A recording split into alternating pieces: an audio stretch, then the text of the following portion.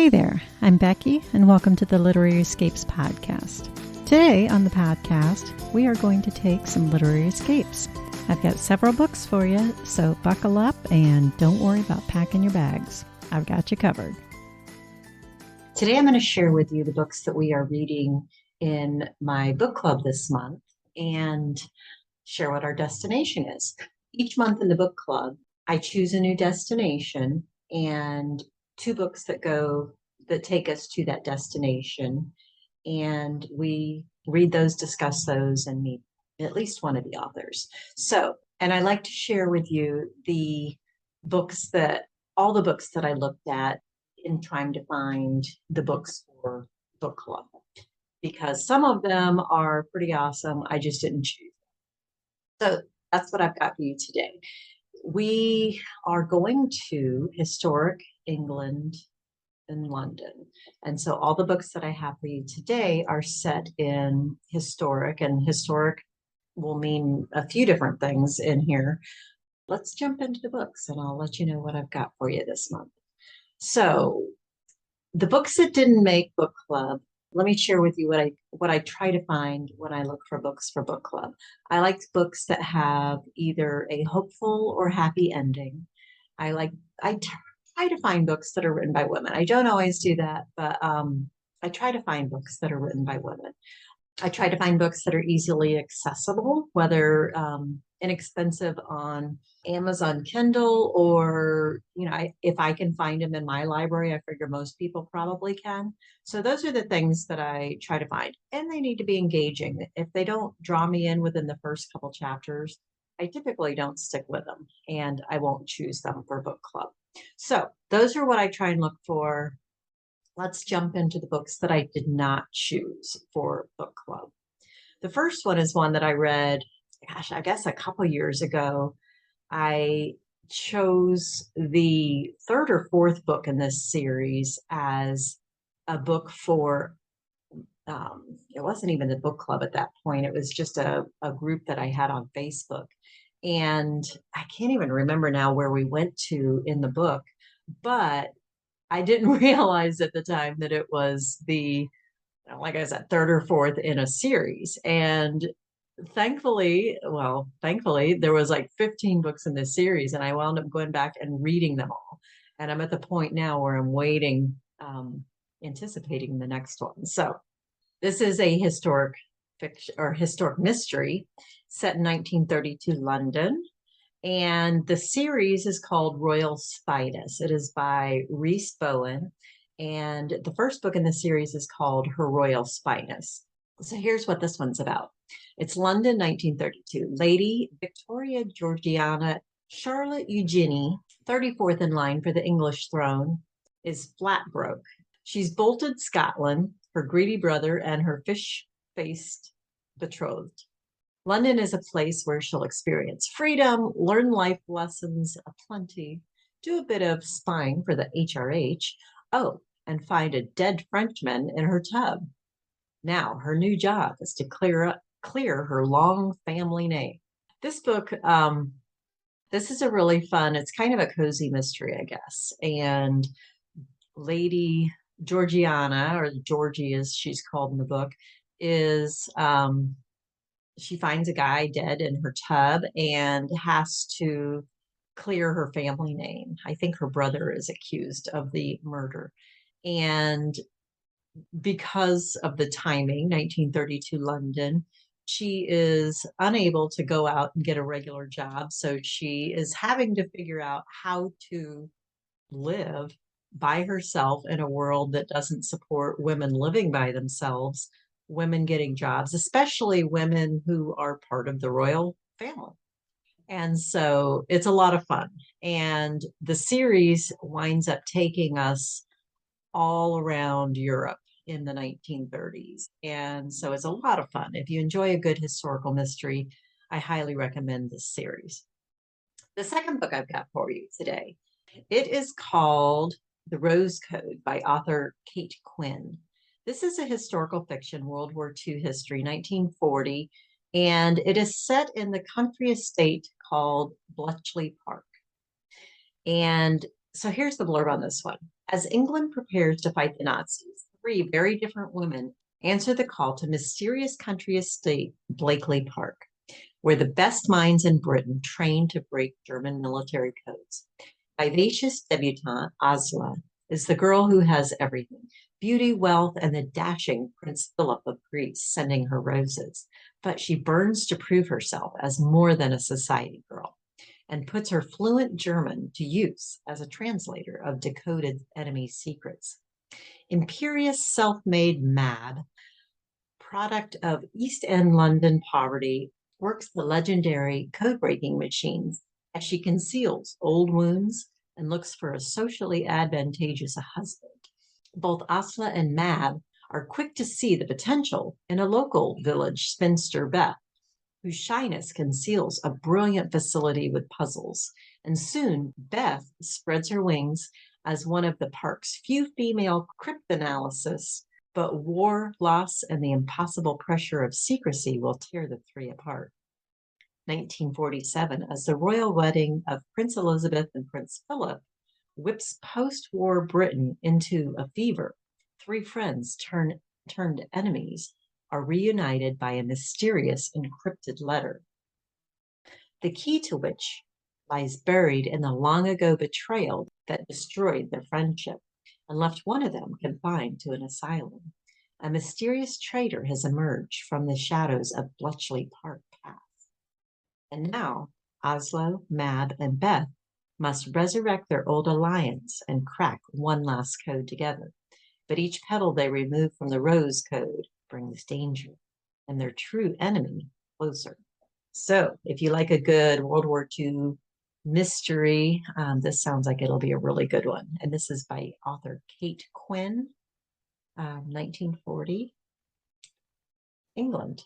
Third book is one that we read in book club last month. And if you haven't read it, I highly recommend it. It is called The Last Bookshop in London by Madeline Martin. This is another World War II fiction, historic fiction, and it is set in 1939 London. It is, let's see, London prepares for war as Hitler sweeps across Europe.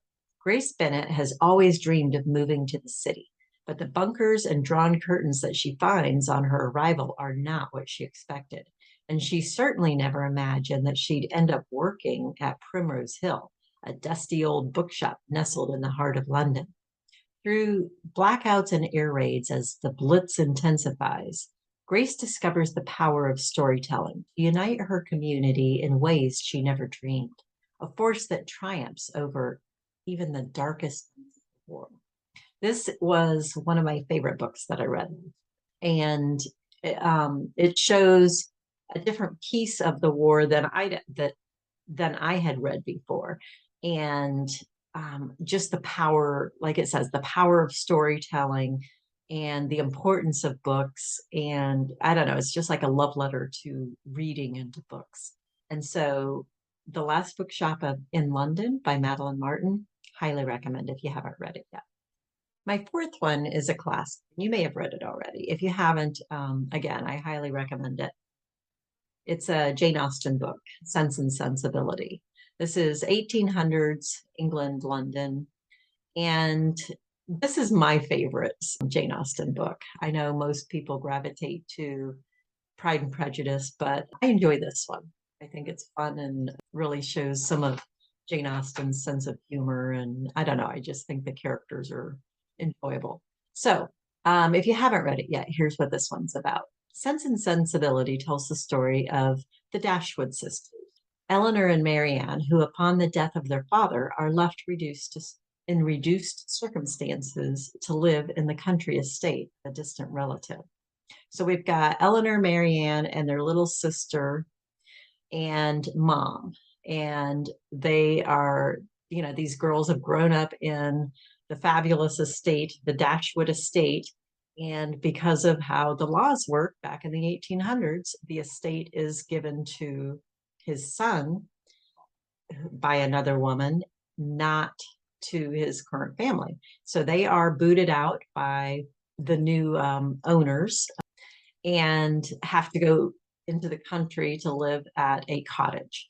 And so at Barton Park, the Dashwood sisters engage in romances with the reserved Edward Ferrars, the dashing yet fickle Mr. Willoughby, and the gentlemanly Colonel Brandon, and eventually find the fulfillment of their romantic yearnings. So this is just a fun one. Again, it's a classic. If you haven't read Jane Austen, I think this is a fun one. It's certainly not the one that most people gravitate to, but that's okay. So now I'm going to tell you what I've chosen for book club. The first one, I do 2 books each month, a book of the month and then a companion book. They are both set in the same destination. That's what unites them, but they tend to be different genres and different styles of books. So the first one, the companion book, is called The Jane Austen Project by Kathleen A. Flynn. And this one is so different. It is I guess, science fiction because it has time travel in there, but yet it's a historic fiction because they go back to 1815 and they have a mission to find something from Jane Austen. So let me read the blurb on this. London, 1850. 2 travelers, Rachel Katzman and Liam Finucane, arrive in a field in rural England, disheveled and weighted down with hidden money. Turned away at a nearby inn, they are forced to travel by coach all night to London. They are not what they seem, but rather colleagues who have come back in time from a technologically advanced future, posing as wealthy West Indies planters, a doctor and his spinster sister. While Rachel and Liam aren't the first team from the future to go back, their mission is by far the most audacious: meet, befriend, and steal from Jane Austen herself. Carefully selected, rigorously trained by the Royal Institute for Special Topics in Physics, disaster relief Dr. Rachel and actor-turned-scholar Liam have little in common besides the extraordinary circumstances they find themselves in. Circumstances that call for Rachel to stifle her independent nature and let Liam take the lead as they infiltrate Austen's circle via her favorite brother, Henry.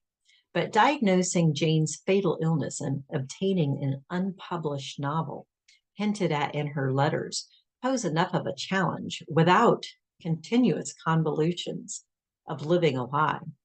While her friendship with Jane deepens and her relationship with Liam grows complicated, Rachel fights to reconcile the woman she is with the proper lady 19th century society expects her to be. As their portal to the future prepares to close, Rachel and Liam struggle with their directive to leave history intact, exactly as they found it, however heartbreaking that may prove. So if you'd like a good sci-fi historical fiction book, check out Jane, and especially if you're a Jane Austen fan. I find it fascinating, quite frankly. I'm rereading this one right now, and I don't know, I'm really enjoying it. I find that the idea of going back and meeting Jane Austen in her world, instead of just knowing her from her books and her letters, is such a fascinating idea. So this one is The Jane Austen Project by Kathleen A. Flynn. So check that one out if you haven't read it yet. The next one is the book of the month that I've chosen for the book club, and it is called The Botanist's Guide to Parties and Poisons. And this is by new author Kate Cavari. And this one is a historical mystery. And it was just a ton of fun. I read it several months ago. It just came out I think in June of this year. So I got to read an early copy of it and absolutely fell in love with it. So it's got a really fun, strong female main character. She is ahead of her time. It's 1923's London, and she is much more than women at that time were expected to be. And I find that a lot of fun. So let me read the blurb on this one. Newly minted research assistant Saffron Everly is determined to blaze a new trail at the University College London. But with her colleagues' beliefs about women's academics' inabilities and not so subtle hints that her deceased father's reputation paved her way into the botany department, she feels stymied at every turn. When she attends a dinner party for the school, she expects to engage in conversation about the university's large expedition to the Amazon. What she doesn't expect is for Mrs. Henry, one of the professor's wives, to drop to the floor poisoned by an unknown topic. Dr. Maxwell, Saffron's mentor, is the main suspect, and evidence mounts quickly. Joined by fellow researcher and potential romantic interest, Alexander Ashton, Saffron uses her knowledge of botany as she explores steamy greenhouses, dark gardens, and deadly poisons to clear Maxwell's name. So, will she be able to uncover the truth, or will her investigation land her on the murderer's list? So, this is a fun book. It's got lots of interesting characters, and I don't know, I just really enjoyed the main character, Saffron Everly, and the fact that this is the first in a series, I find that pretty exciting. So this one is called The Botanist's Guide to Parties and Poisons. So that is what we are doing in book club this month. We are in historical England, historical London, and there are some great books out there set in this time frame. Obviously, there's a whole lot more books set in this time frame in historic England, historic London. If you have some that you really enjoy that I didn't mention, put them in the comments. I'd love to see what they are and add them to my list. If you read one of these and enjoyed it, I would love to hear about that. You can join me over in the Literary Escape community on Facebook. I'd be happy to hear what you have to say. So that is it for this week, and I hope you grab one of these books and enjoy it. I will talk to you next week. Thanks for joining me. I'd love to have you come over and join me either in the book club, which is the Literary Escape Book Club, and I will put a link in the show notes, or in my Facebook group, which is Literary Escapes Community. If you're into traveling the world through your books, then we are the place to be. I'd love to see you. Have a great day, and we'll see you next week.